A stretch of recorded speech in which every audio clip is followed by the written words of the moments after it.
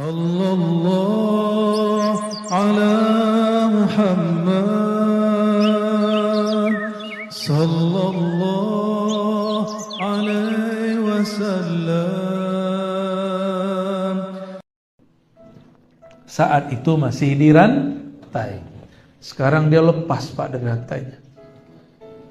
Sekarang si Dajjal sudah lepas dari rantainya. Dia sudah tinggal lihat mana negeri yang mau dihancurkan. Dia cukup mengarahkan badannya dan dia membacakan lapar-lapar tertentu. Dia mengirim sinyal-sinyal kepada aulia-aulianya.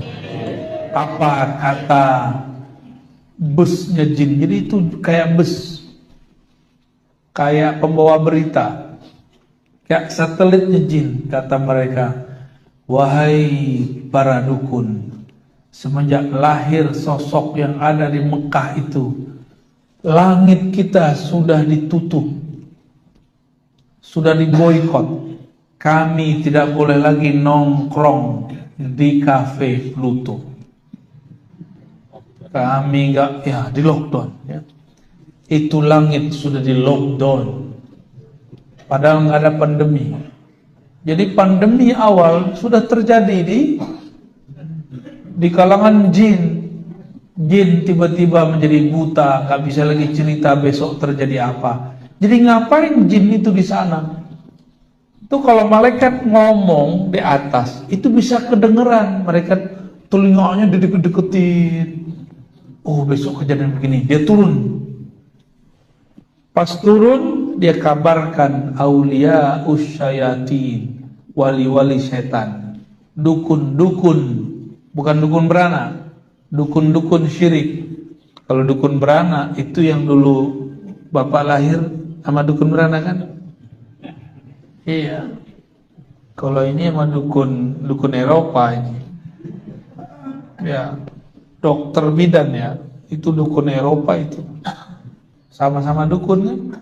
Kalau ini dukun sakti yang bisa dia berkoneksi. Jadi batinnya bisa komunikasi sama jin. Nah, bisa komunikasi sama jinnya. Kalau ada, jangan-jangan ya. Jangan-jangan pengikut si DJ ya. Tuan Dajjal. Bukan Tuan Takur, Pak. Itu orang Madura kalau nonton India, yang diingat cuma Tuan Takur. Ketika turun, mereka kemudian mengabarkan, itu pintu langit ditutup dan semua yang bisa terbang ke langit mengatakan ditutup. Ada satu yang gak percaya, masa sih? Saya mau coba tembus. Dia tembus, betul. Itu atmosfer lewat sama dia. Tapi apa yang terjadi? Baru saja keluar bumi, tiba-tiba malaikat tembak dia pakai ketapel. Dalilnya mana? Ada dalilnya, surah Al-Mulk. Walaqad zayyana as-samaa'a ad-dunya bimasabiha wa ja'alnaha rujuman lisyayatin. Saya ngarang atau ada dalilnya? Allah yang ngarang ini, bukan Ar-Razi yang ngarang. Itu bintang-bintang meteor-meteor dijadikan rujuman untuk nembak setan-setan nakal. Jadi jin itu kalau nakal langsung jadi setan. Kalau dia benar, dia langsung jadi muslim. Dan yang jin muslim tidak banyak. Ya, ini ada yang ikut Pak jin muslimnya Pak. Mau dikasih tahu? Ntar kabur semua, sotoy. Usut punya usut yang bersayap paling bagus disuruh keliling bumi. Kamu keliling bumi. Siapa yang sedang lahir? Dilihat banyak yang lahir, tapi nggak ada yang aneh. Tahu-tahu di satu tempat padang pasir ada air zam-zam tidak jauh dari sana. Lahir seorang keturunan Nabi Ibrahim bernama Sayyiduna Muhammad sallallahu alaihi wasallam. Ketika itu lahir, cahaya memancar darinya. Bergetarlah kekaisaran Romawi. istana raja-raja Persia. Bahkan banyak negeri saat itu kemudian mengalami goncangan. Majusi punya menara api, apinya padam pada tidak pernah padam selama-lamanya. Baru kali itu padam.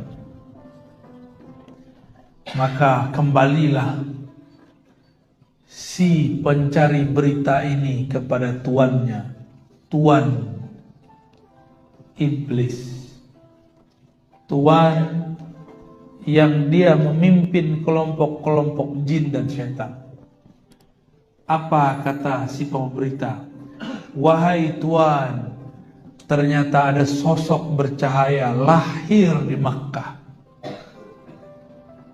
Ketika dia lahir, itu bergetar sampai ke Kaisaran Romawi, bergetar sampai kepada istana raja-raja Persia, bisa menghancurkan, memadamkan api kelompok Majusi. Barulah kemudian bergetar, ketakutan itu iblis. Wah, oh ini zamannya. Berarti ini nabi yang ditunggu-tunggu, yang merupakan musuh besar kita. Dia dan umatnya setara dengan nabi-nabi, semua nabi yang ada. Jadi kita ini kalau jadi ulama itu setara dengan nabi zaman dulu, Pak. Kalau ulamanya benar, kalau ulamanya benar, kalau alama beda lagi. Apalagi ubaru. Sekarang banyak ubaru, dikit-dikit bid'ah.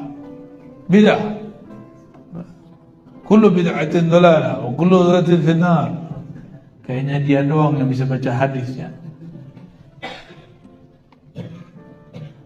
Sadarlah mereka. Di saat itu Allah kemudian ambil si Dajjal yang sedang mencari-cari, dikerangkeng di satu pulau, dirantai.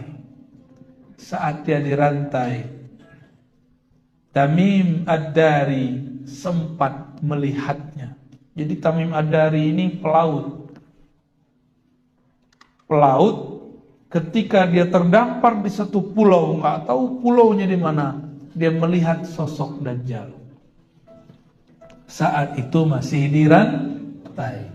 Sekarang dia lepas, Pak, dari rantainya. Sekarang si Dajjal sudah lepas dari rantainya. Dia sudah tinggal lihat mana negeri yang mau dihancurkan. Dia cukup mengarahkan badannya dan dia membacakan lapar-lapar tertentu. Dia mengirim sinyal-sinyal kepada aulia-aulianya, asisten-asistennya. Maka cenayang-cenayangnya terima. Masuk kabar. Mirip seperti wahyu. Dan orang ini dianggap wali di kelompoknya. Kelompoknya saya tidak boleh sebutkan, ya, karena masih rahasia juga. Takut juga kita masih salah, ya. Kita sedang tunggu kelompok ini muncul. Dan selama ini menunggu, muncullah mereka dalam bentuk penyebaran pandemi. Jadi pandemi ini kerjaan mereka ini. Ada nggak negara yang nggak kena pandemi, Pak, sekarang? Ada nggak? Nggak ada. Semuanya kena. Berarti ini bukan perang biasa. Ini sudah perang luar biasa. Saya nggak nakut-nakutin, Pak. Ini sudah luar biasa. Waktu pandemi, yang kena orang Depok, yang ditutup komplek di Madura, bener nggak? Untung masjidnya tidak ditutup, komplek aja, biasa anak komplek, sok higienis. Tahu higienis nggak? Kemana-mana harus pakai, kemana-mana harus pakai hand sanitizer. Padahal kalau sering-sering pakai masker, ini berbahaya juga untuk paru-paru. Udara sebagus di Madura, emang bagus ya? Sebanyak pohon, sama jin-jin di pohon juga masih ada di situ. Masih banyak hijau-hijau begini. Tiba-tiba kita disuruh pakai masker. Ini emang betul-betul, kok tiba-tiba kita mau aja ya? Ya sudah, kita terima, ya. Kita terima mereka makar, tapi ingat Allah lebih hebat makarnya. Ini awalnya, Pak. Pandemi itu virus, nggak mungkin berkembang sendiri. Virus itu dibuat dan disebarkan. Jadi saya nggak percaya virus itu kemudian datang dari orang bandara ditutup. Itu kerjaan mereka aja. Memang dibagi-bagikan. Namanya virus pasti dibagi. Ditambah dengan yang terkena bisa menyebarkan. Kalau nunggu begitu kelamaan. Emang disebar ini karena mereka pengen makan. Tujuannya cuma satu, pengen cek sudah ada belum orang akhir zaman yang jadi musuh dan dajjal. Kalau ada, bunuh di tempat. Seperti dulu Sayyidina Muhammad SAW dicari-cari oleh ahlul kitab, kelompok Yahudi. Apa kata mereka? Carilah Nabi akhir zaman. Kalau ketemu, faktulu, bunuh. Saya nggak ngarang-ngarang. Ini terdapat dalam hadis Nabi riwayat Imam Tirmidzi. Hadisnya sahih. Sayyidina Muhammad kecil, masih remaja, diajak berdagang oleh pamannya Abu Talib ke negeri Syam. Sampai di suatu negeri, Sayyidina Muhammad SAW karena masih dianggap remaja, tidak ajak bertemu seseorang. Ternyata ada orang yang mengajak ketemu Abu Talib dan kafilahnya dari Mekah. Abu Talib dipanggil oleh seorang pendeta yang sangat tawadhu, namanya Bukhairah. Siapa namanya? Bukhairah. Bukhairah ini mengatakan, wahai Abu Talib, apakah sudah semua anggotamu ikut masuk ke dalam tempat kami? Kata Abu Talib, sudah. Tapi Bukhairah bilang, pasti ada 1-2 orang yang belum. Lalu Abu Talib bilang, oh iya, ada anak saya, masih remaja, anak bawang. Ternyata yang dianggap anak bawang itu sang penyelamat. Bukhairah mengatakan, bawa aku kepadanya. Akhirnya Abu Talib membawa sosok Bukhairah kepada Nabi Muhammad muda. Terjadilah dialog ini tidak disebutkan dalam hadis, tapi disimpan dalam kolbu ahli ma'rifat. Mereka berdialog. Selesai dialog, maka kemudian Bukhairah ngomong kepada Abu Talib. Apa kata beliau? Hai Abu Talib, hazal ghulam nabiyyun. Anak ini bukan anak sembarangan, ini Nabi. Abu Talib merinding dengar, Nabi? Apa itu Nabi? Bengong dia. Ini Sayyidul Anbiya wal Mursalin. Ini penghulu para nabi sebelumnya, para rasul sebelumnya, yang kamu bawa ini. Tolong bawa pulang. Segera pulangkan dia. Karena kalau Yahudi ketemu, qataluhu, pasti mereka membunuhnya. Karena ini sosok yang mereka membunuh dari dulu. Akhirnya Abu Talib kaget dan dia mengirim 1 orang menemani Sayyidina Muhammad remaja untuk pulang. Lalu Nabi Muhammad jadi pengembala lagi. Kemudian beliau mengurusi Ka'bah lagi. Macam-macam pekerjaan Nabi Muhammad di Makkah, sangat sibuk karena anak dan cucu dari yang mengurusi Makkah. Jadi kalau ketemu sosok ini pasti dibunuh. Nabi SAW mengatakan, nanti di akhir zaman akan ada keturunanku min ahli baiti, min waladi Fatimah, dari keturunan Sayyidah Fatimah. ismuhu yuwati usmi, isimnya sesuai dengan isimku. Isim artinya tanda, tandanya sama dengan tandaku. Isim berarti ilmu, ilmunya tinggi seperti tingginya ilmuku. Itu yang disebut ismuhu yuwati usmi.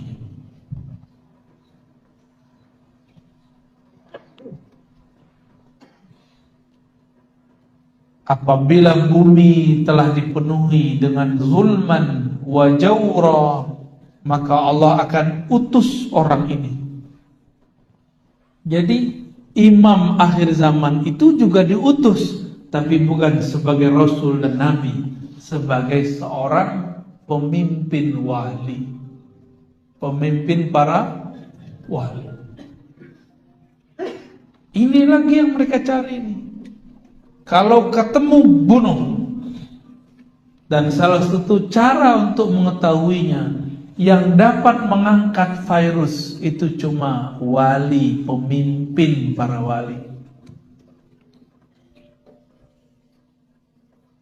Hanya pemimpin para wali. Doa mereka, zahirnya nanti ada menteri yang bekerja, ada zahirnya ada ini yang bekerja. Tapi hakikatnya doa mereka. Dulu waktu virus SARS 2010 itu doa beliau selesai. Doa para wali itu. Sekarang Allah tidak izin kita untuk berdoa, apalagi beliau tidak diizinkan berdoa. Makanya virus sampai sekarang masih ada. Bahkan masih ada 4 atau 3 lagi, Pak. Terakhir apa namanya? Omikron. Kapan dia nikah sama tante kita ya? Jadi om aja dia. Bener, namanya Omikron. Omikron, Omkiron. Apa namanya? Omikron ya. Salah sebut kita. Masa mereka bisa serius, kita serius mulu. Ini virus gak mungkin diangkat kalau gak doa wali-wali Allah. Tapi para wali sekarang disuruh tidak berdoa, angkat. Cukup mengatakan raditu billahi robba, aku ridho takdir Allah, apa saja aku terima. Mau pandemi 1000 kali lipat, silakan. Mau ditusuk vaksin, silakan. Tapi saya dengar orang Madura, vaksin tidak perlu, yang perlu aplikasinya ada. Benar begitu? Waduh, bisa ngerjain juga nih. Yang penting masuk mall boleh ya. Datang, ada mall apa di sini? Mall jin. Masuk ke mall jin pakai peduli lindungi, kata jin gak laku. Jadi mereka lagi nyari sosok ini. Saya juga sedang menunggu sosok itu. Lalu antum masih main-main aja ya. Anak-anak masih sibuk aja nge-game ya. Nggak mempersiapkan diri untuk munculnya beliau. Kita harus mempersiapkan diri, Pak. Mempersiapkan diri dengan kolbu yang bening, ruh yang selalu ingin bertemu dengan Bapak ruhnya, Sayyidina Nabi Sallallahu Alaihi Wasallam. Ciri-cirinya, dialah orang yang paling mengerti ilmu ruh. Dan itu bukan kita. Kita ini cuma menukil beberapa saja yang bisa kita baca dari kitab dan kita dengar dari beberapa guru. Yang paling mengerti ilmu ruh, karena dulu si Dajjal mengirim orang-orangnya datang ke Rasulullah bertanya, yas'alunaka 'anir ruh. Mereka bertanya kepada engkau, hai Muhammad, apa hakikat ruh? Ar-ruh Lalu Allah mengatakan ke Nabi Muhammad sallallahu alaihi wasallam, Qulir ruh min amri Rabbi. Katakan hai Muhammad, ar-ruh itu urusan Tuhanmu, bukan urusan kalian. Wa ma utitum, ini jangan salah paham. Tidaklah kamu diberikan, wahai ahli kitab, bukan Nabi Muhammad. Wa ma utitum, kan Nabi yang ngomong. Katakan hai Muhammad, wa ma utitum, kalian ini hai ahli kitab tidak diberi ilmu ini illa qalila, kecuali sedikit. Tapi ini sedikit menurut Allah. Orang kaya Madura itu biasanya pengusaha besi sama pupuk, benar nggak? Benar nggak? Sampai ke Jakarta, Pak. Itu kalau Bapak jalan di Parung, samping kiri kanan ada rongsokan mobil-mobil mewah atau mobil-mobil yang ada besinya, itu pastikan Al-Manduri. Orang Parung aja bingung, ini siapa yang punya tanah seluas ini? Siapa yang bisa beli bekas-bekas mobil sebanyak ini? Itu orang Madura itu. Kalau dia bawa ke sini, Pak, nggak muat lagi pulau ini ya.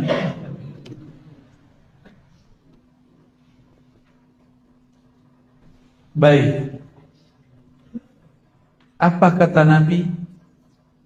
Wa ma utitum minal ilmi illa qalila. Kamu tidak beri ilmu tentang ruh kecuali sedikit. Sedikitnya orang kaya 1 M. Sedikitnya orang lebih kaya lagi mungkin 1 triliun. Orang paling kaya di dunia 10 triliun itu batuk, Pak. Ngeluarin ingus keluar 10 triliun. Tapi sedikit anak kecil 500.000 ya. Sedikitnya kita berapa? 1.000. Nah, nanti cek aja pas Jumatan, masuk kotak berapa tuh? Itu yang paling sedikit itu. Ada yang keluarnya 5.000, wah berarti sedikit dia 5.000. Ada yang keluar 50.000, wah berarti sedikit dia 50.000. Ini yang mana nih? Yang sedikitnya 50.000 apa 5.000? 50.000 ya? Wah, keren berarti. Atau nggak keluar? Ini belum curhat, nggak keluar. Baik. Yang dicarinya siapa? Yang mengerti ilmu Maka sampai sekarang yang diuber-uber, yang dicari-cari mereka, yas'alunaka 'anir ruh, itu ada. Mereka lagi cari sosok yang mengerti ilmu tentang ar-ruh. Kalau ketemu diapain? Kalau nggak bisa diajak kerja sama, bunuh. Gitu. Yang saya sampaikan sekarang mungkin di YouTube itu cuma yang tertulis di kitab aja. Itu belum banyak ilmu ruhnya, belum seberapa. Jangan dikira itu keren, Pak, itu biasa sekali. Itu aqallul qalil, lebih sedikit lagi daripada yang qalil-qalil itu. Mereka lagi buru orang ini. Kalau ketemu orang ini, dipastikan dialah ismuhu yuwati usmi, namanya sesuai dengan namaku, ciri-cirinya sama dengan ciri-ciriku.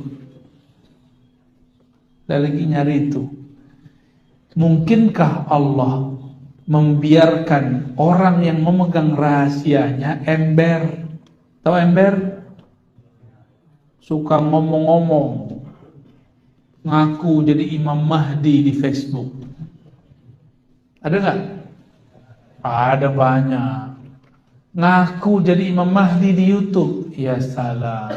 YouTube itu punya mereka. Ngaku di situ habis ente.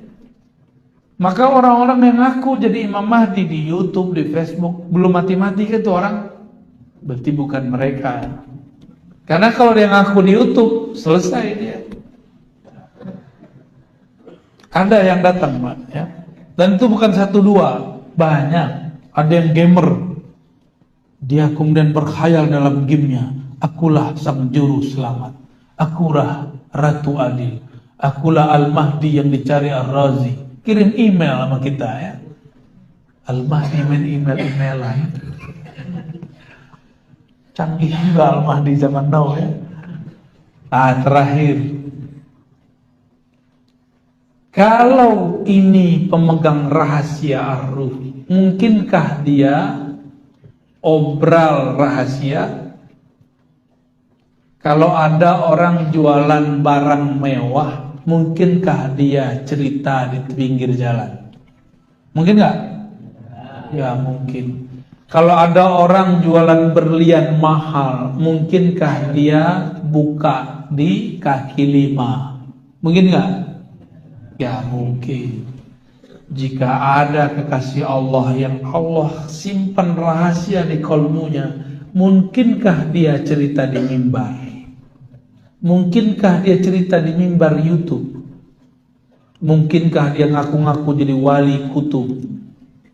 Kecuali kepada ahlinya yang ada sekarang menjadi wali YouTube.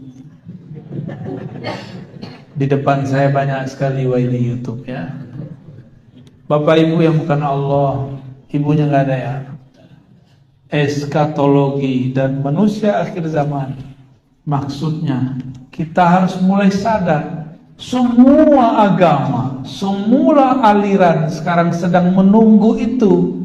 Kok masih ada orang ngomong, Ar-Razi ini ngomong apa ini? Ini dunia masih panjang. Dia lupa 2 tahun lalu kayak mau mati, kayak mau stres di kompleknya ketika pandemi di Depok. Tapi yang tutup komplek dia. Pandeminya di mana? Depok, Pak. Orang pertama kena. Itu langsung tutup semua komplek di mana-mana. Aneh ya tuh? Berarti betul pandeminya ada, cuma beritanya lebih besar dari kenyataannya. Tapi kemarin kejadiannya lebih besar dari beritanya. Setiap hari ada sekian orang mati, tapi beritanya dikurang-kurangi. Itulah kerjaan mereka ya. Maka saya cuma mengajak, mengingatkan seperti Nabi Yuna Muhammad SAW mengingatkan. Apa kata beliau? Aku ingatkan kalian mengenai kemunculan Ad-Dajjal, sang pembohong besar. Bukan hanya sistem, tapi ada sosoknya. Inilah yang diingatkan dulu oleh setiap para nabi, hatta Nabi Nuh. Tapi semua nabi tidak satu pun yang menghadapi Dajjal kecuali Nabi Musa, itu pun tidak berlawanan. Yang dapat tugas umat akhir zaman. Berarti tugas kita berat apa ringan? Berat. Maka nanti orang yang tidak kenal ma'rifatullah, pasti dia melenceng kepada Dajjal. Dikira Dajjal lah Al-Mahdi. Na'udzubillah min. Oleh karena itu berdoalah setiap akhir sholat. Allahumma inni a'udzubika min fitnatit Dajjal. Ya Allah, jaga kami dari kekacauan yang disebabkan Dajjal. Baik kekacauan sebelum dia keluar atau setelah 40 hari dia keluar. Nanti ada masa dia keluar 40 hari. Sama seperti zaman Nabi Musa. 40 hari. Tapi rasanya 40 tahun. Gimana kira-kira? Rasanya 40 tahun. Kuat nggak hidup zaman begitu? Kalau nggak minta mati duluan aja ya. Jadi jangan protes kalau kena pandemi ntar. Emang dia minta meninggal, ya. Tapi tenang, itu kan makarnya iblis. Kalau Allah makar, kira-kira lebih menang yang mana? Wa makaru wa makarallah. Mereka makar, Allah juga makar. Mereka konspirasi, Allah juga konspirasi. Mereka setting cerita, mereka sebar pandemi, Allah akan atur itu semua. Wallahu khairul makirin. Allah sebaik-baik makar. Tenang aja Pak. Yang penting kenal Allah. Jangan panik, jangan suuzon. Jika ini muncul di hati, insya Allah kita aman. Insya Allah. Jangan jauh-jauh dari ulama wali Allah. Karena ada ulama yang bukan wali Allah. Disebut oleh Imam Ghazali, imam ulama su, ulama yang buruk. Ulama su, ulama akhirat ini bukan karena perbedaan politik, tapi perbedaan niat di hati. Hati dia kemana? Ya, saya berdoa semoga saya. Dajjal ini mainannya apa? Mainannya mutar balik ma'rifat. Ma'rifat surga neraka. Maka disebut oleh Nabi, surganya neraka, nerakanya surga. Apinya air, airnya api. Sesatnya itu benar, benarnya itu sesat. Lurusnya itu bengkok, bengkoknya itu lurus. Itu dia. Itu sih Dajjal. Gimana cara memahami itu? Bukan dengan latihan fisik. Kan sekarang orang untuk menghadapi Dajjal latihan fisik. Saya suka main panahan, itu olahraga saya itu. Main kuda, seneng kuda ya. Boleh kita adu pacu ntar. Kalau masih ingat caranya ya. Di tempat beliau nih ya. Dulu masih bisa lah beberapa ya. Tapi bukan itu. Kalau latihan begitu, kalah kita sama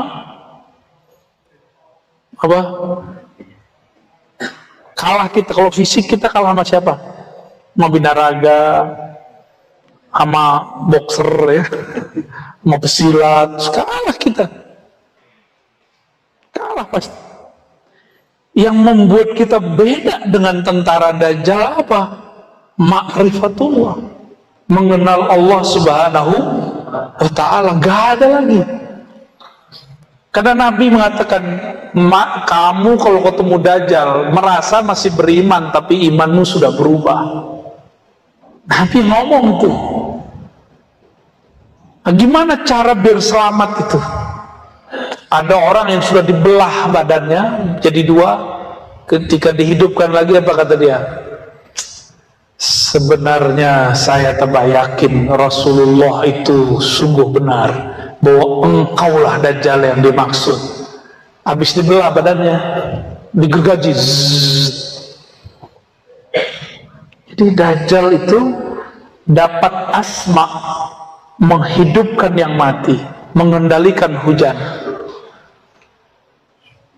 Dapat asma dia. Walaupun yang dia hidupkan itu bukan manusia, tapi itu jin atau apalah, kita nggak tahu, nggak ngerti kita. Sakti. Nanti antum kira Dajjal itu Mahdi. Orang-orang nanti akan mendaulat. Dajjal itu Al-Imam Al-Mahdi Al-Muntazor, yang ditunggu-tunggu. Karena dia bisa ngomong ma'rifat juga. Gawat itu. Lama-lama dia bilang, Anallah, aku Allah. Lama-lama begitu dia ngomongnya. Bahaya bener. Maka Imam Ghazali berpesan di kitab ini, harus baca kitab Al-Iqtisad fil I'tiqad. Kalau enggak bisa, baca Muqaddimah Ihya tentang akidah. Cukup. Mesti kuat akidahnya. Ya. Gak ada yang ngantuk. Itu ada di dalam. Al-munfarid bil izzati wal jabarut arafi lis-sama' bi ghairi imad. Al-muqaddir fiha arzaq al-ibad. Lihat langit. Langit ada tiangnya enggak? Kok enggak runtuh? Siapa yang mengangkatnya? Allah. Di sana Allah sudah tulis rezeki kita.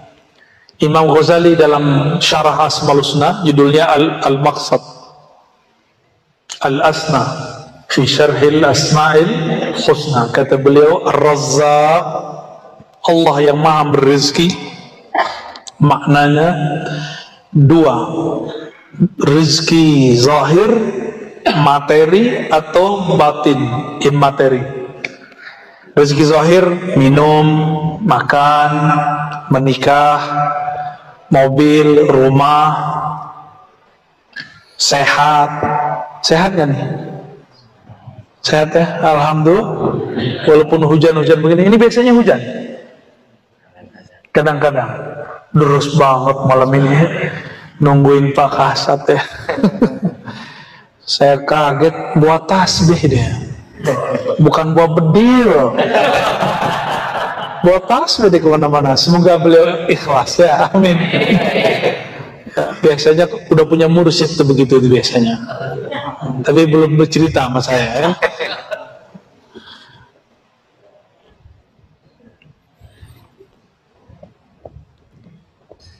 Ini langit yang di atas kita disebut as-sama'ud dunya. Langit bumi, langit dunia. Hati-hati, di situ ada kerajaan syaitan. Dulu syaitan itu bisa tembus sampai jauh, dan mereka punya tempat nongkrong. Ya, kafe lah kalau bahasa sekarang. Nongkrong dia, ngapain dia nongkrong? Dengerin gosip makhluk langit. Kok dia bisa tahu? Karena dulu rajanya setan alias iblis yang bernama, ada nama pangkatnya di surga, Haris. Ada nama malaikatnya, Azazil. Itu nama malaikatnya.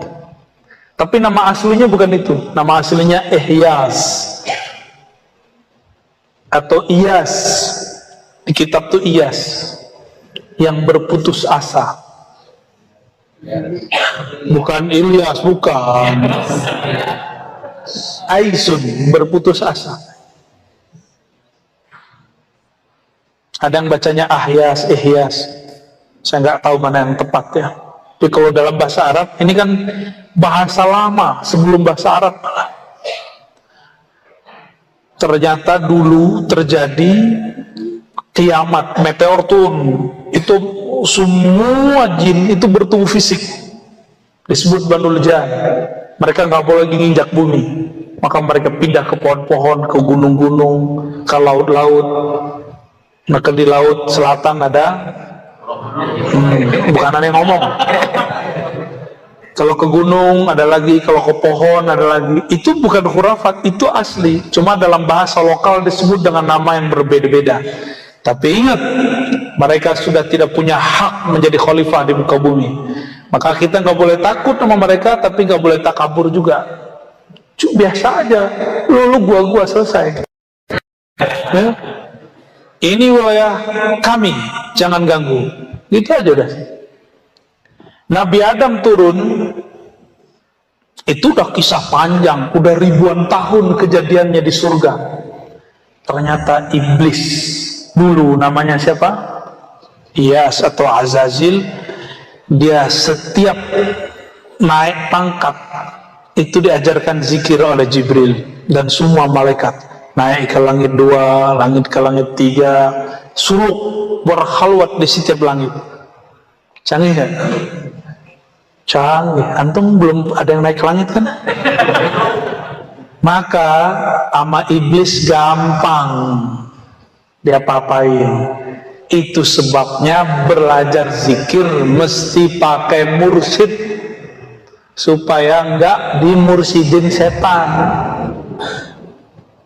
Wajib hukumnya. Saya saking takutnya diganggu itu, maka saya bermursyid, dan mursyid saya banyak sampai sekarang. Separuh masih hidup. Dan tidak hanya satu thariqat saya belajar, banyak thariqat. Kapan boleh pindah thariqat? Kalau sudah dijazahin guru, belum dijazain guru yang pindah-pindah dulu. Ya, kecuali emang antum istikharah hasilnya ganti, gak apa-apa. Saya dijazain guru saya baru kemudian belajar thariqat yang baru, dijazain lagi baru saya pindah ke thariqat yang baru. Kayak gitu metodenya, ya. Jadi sampai hari ini masih kolektor zikir aurat dan wirid marifat. Ya, masih. Kalau ketemu siapa aja saya belajar, ya. Baik. Itu malaikat berapa tahun sampai ke sana? Imam Tabari saya sudah sampaikan di berbagai majelis. 18.000 berzikir berkhalwat. Berarti suluknya lebih lama, ya. Ada yang pernah zikiran 18.000 tahun? 18.000 tahun, ini bukan 18.000 kali zikir. Ada yang zikir 18.000 tahun. Baru 18 menit ngantuk, ya. Ini saya suruh zikir belum 5 menit udah hilang deh. Tapi hilangnya ruhaninya terbang, matanya tidur, hatinya tidak tidur. Benarlah kata Nabi, ya. Nabi kan ngomong al ulama warasatul anbiya, ulama pewaris para nabi. Nabi itu matanya tidur, hatinya tidak tidur. Siapa tahu, ya. Itu mesti diturunkan ke wali-wali. Santri-santri zikir mesti merasakan itu walaupun sekali seumur hidup. Karena itu warisannya Nabi. Mesti merasakan itu. Mata tidur tapi hati enggak. Antum harus ngalamin itu nanti. Dan itu maharnya zikrullah. Maharnya apa? Zikrullah. Kita lanjut dulu, ya. Di langit al-muqaddar fiha arzaqul ibad. Di langit itu Allah sudah takar rezekinya hamba. Maka rezeki kita bukan di tempat kita bekerja. Rezeki kita bukan oleh orang tua. Rezeki kita bukan di penguasa. Rezeki kita bukan pada para pedagang. Rezeki kita ada di langit. Sudah ditulis. Saya menyampaikan kisah biasanya untuk bab ini. Murid dari Rabi'atul Adawiyah namanya Rabi'atul Basriyah. Biasa perempuan di mana-mana selalu galau masalah rezeki. Apa yang dimakan besok? Nanti anaknya kalau lahir sekolahnya pakai apa? Pasti itu jadi polemik di mana-mana. Walaupun Ning atau Bunyai. Kalau di Sunda nyebutnya kalau Ning apa? Nyai? Nyaina. Ya, walaupun dia nyai, nyaina, nyai ha, nyai itu sama semua. Urusan begitu semuanya sama. Ini Rabi'atul Basriyah, murid wali kutub. Murid wali kutub masih resah, risau. Kata jemaah tabligh ini risau. Yang dirisaukan bukan bagaimana ngumpulin umat ke masjid, yang dirisaukan besok makan apa. Sampailah wiridannya baca surat Az-Zariyat. Wa fis samaa'i rizqukum wa ma tu'adun. Terhentaklah Rabi'atul Basriyah ketika dengar dan baca ayat ini. Oh, di langit sudah dijamin, ya. Di langit ada rezekimu. Wa fis samaa'i rizqukum wa ma tu'adun. Dan semua yang dijanjikan untukmu. Percaya nggak sama Al-Quran?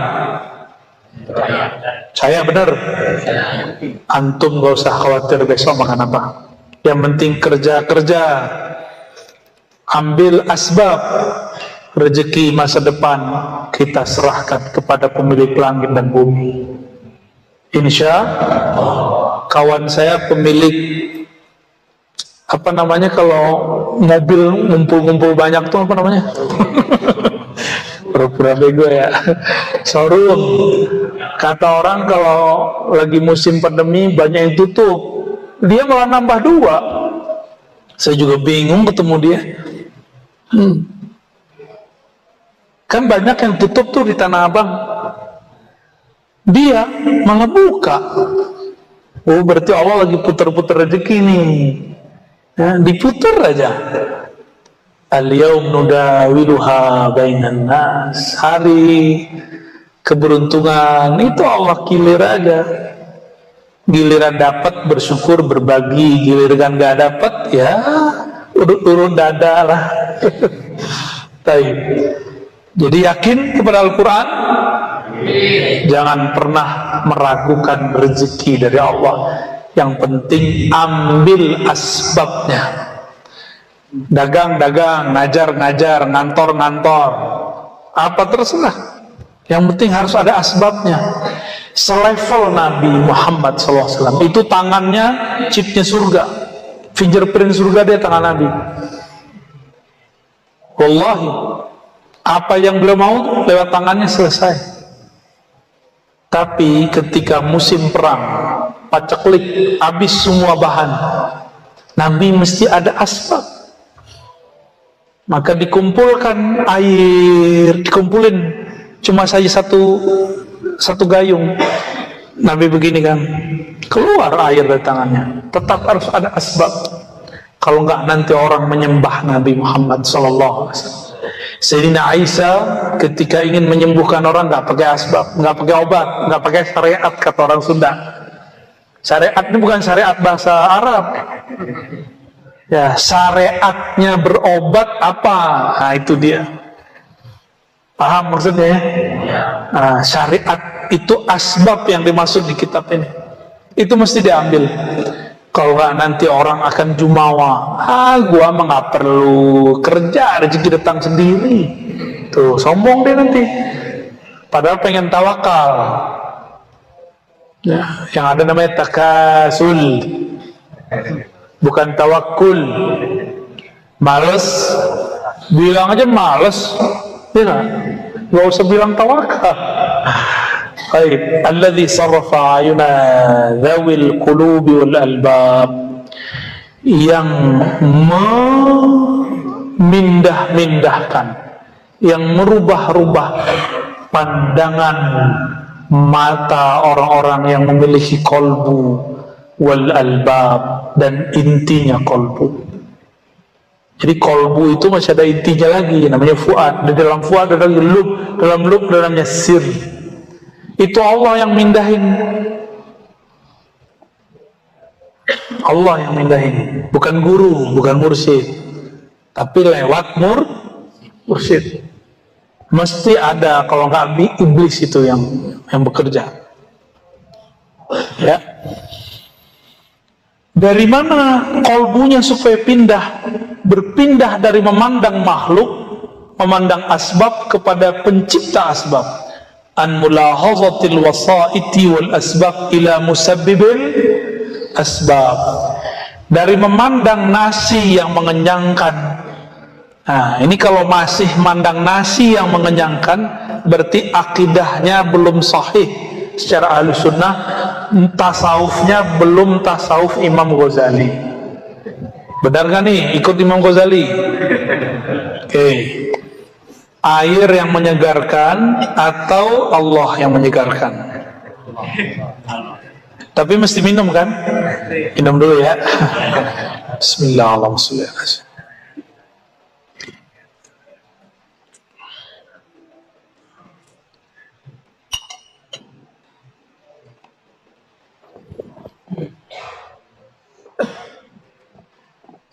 Ketika terbersit di hati, ini sudah inti kitab nih. Saya baru baca mukadimah, tapi inti kitab ini. Terbersit di hati saya bahwa yang menyegarkan itu air. Maka kata Imam Ghazali dalam kitab ini, itu syirik yang tersembunyi, syirik khafi. Gimana?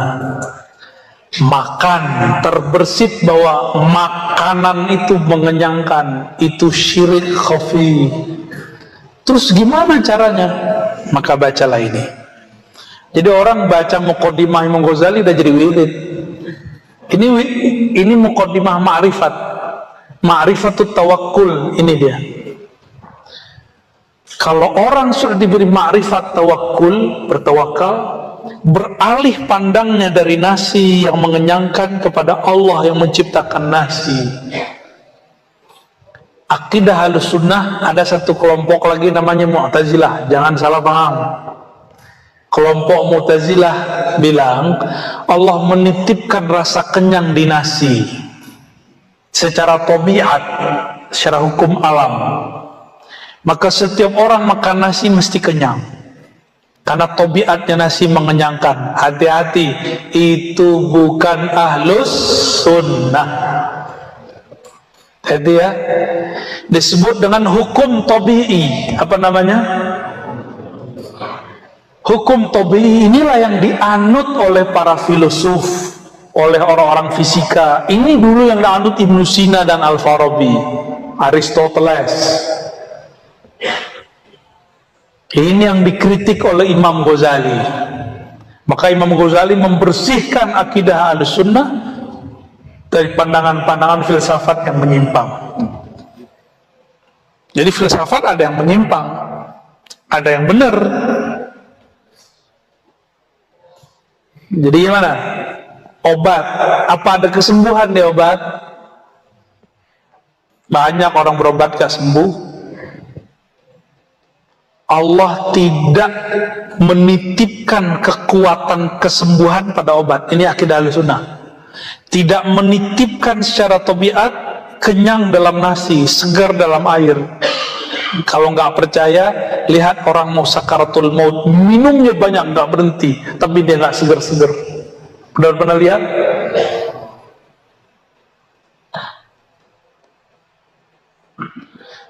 Di masa Rasulullah ada orang yang sudah membunuh banyak musuh di medan juang, tapi Nabi bilang dia masuk neraka. Sahabat gak ada yang percaya. Itu cuma urusan air. Air satu gelas gak dapet. Dia bilang aus, aus, aus. Orang mau datang gak kuat dia menahan sakit dan haus, karena dia menyekutukan Allah dengan air. Maka saking gak kuatnya, maka dia ambil, itu bukan bedil, belum ada bedil saat itu. Namanya apa tuh? Pisau belati. Langsung dia tusukkan ke dalam jantungnya. Gak sanggup menahan luka, tidak sanggup menahan haus, karena dia menyekutukan Allah di dalam dirinya dengan air. Nanti ada masa hujan gak turun-turun, paceklik di mana-mana, sawah